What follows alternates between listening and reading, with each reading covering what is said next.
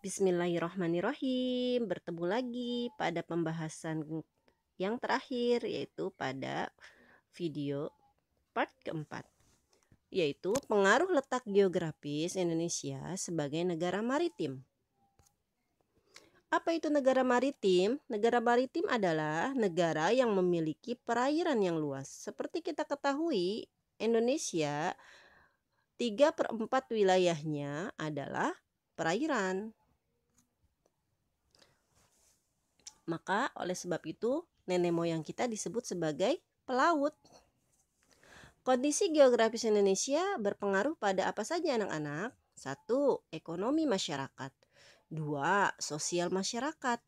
Ketiga, budaya masyarakat. Dan terakhir adalah transportasi masyarakat.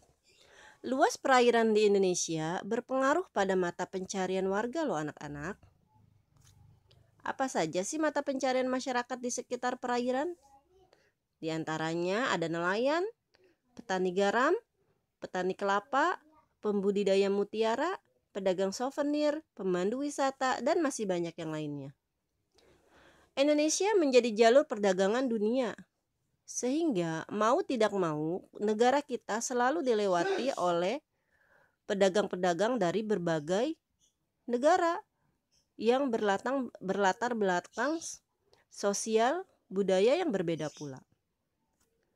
Sehingga dampak positif akibat pengaruh kondisi geografis Indonesia terhadap kondisi sosial masyarakat diantaranya, dampak positif itu berarti yang baik-baik ya anak-anak.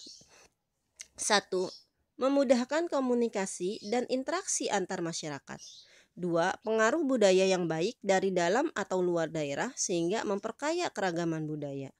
Ketiga, pertukaran ilmu, pengetahuan, dan teknologi.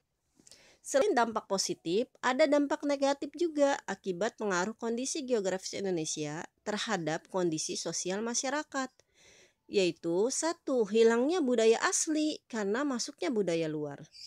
2. Munculnya budaya baru yang belum tentu sesuai dengan budaya setempat.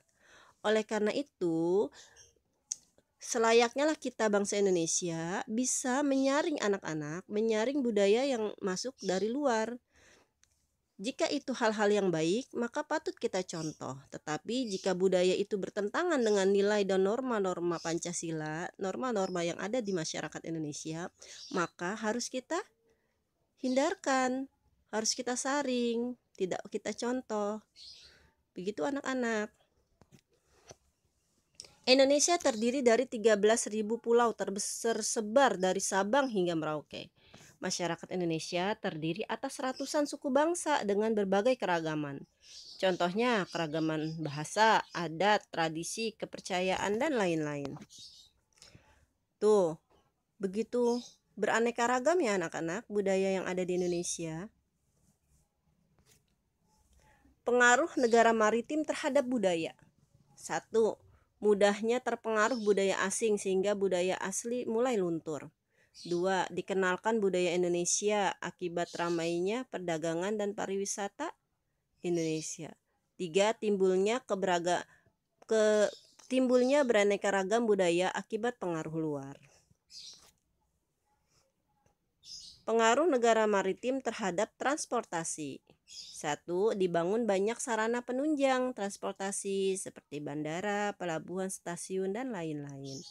2. Terdapat beragam moda transportasi, baik darat, laut, dan udara.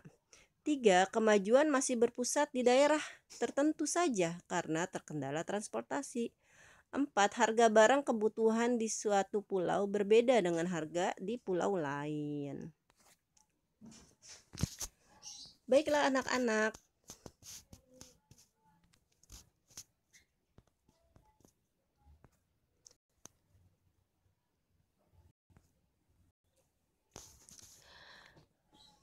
Hendaklah kita bisa menyaring budaya asing ya anak-anak.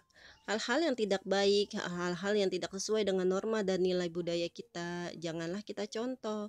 Tetapi hal-hal yang baik dan yang bagus itu patut kita contoh. Kita tetap bangga mengenakan batik, kita tetap bangga memakan makanan tradisional, sate, rendang, dan lainnya.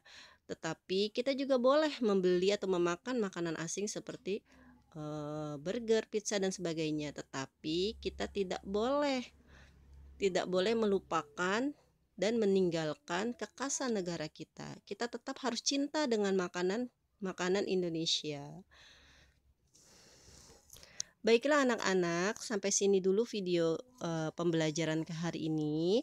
Semoga bisa dipahami, dan jika ada yang belum paham dan belum mengerti, boleh menghubungi Miss Epi ya, melalui WA ataupun telepon. Baik anak-anak, untuk tugas dan sebagainya nanti akan Miss Epi sampaikan di WA ya.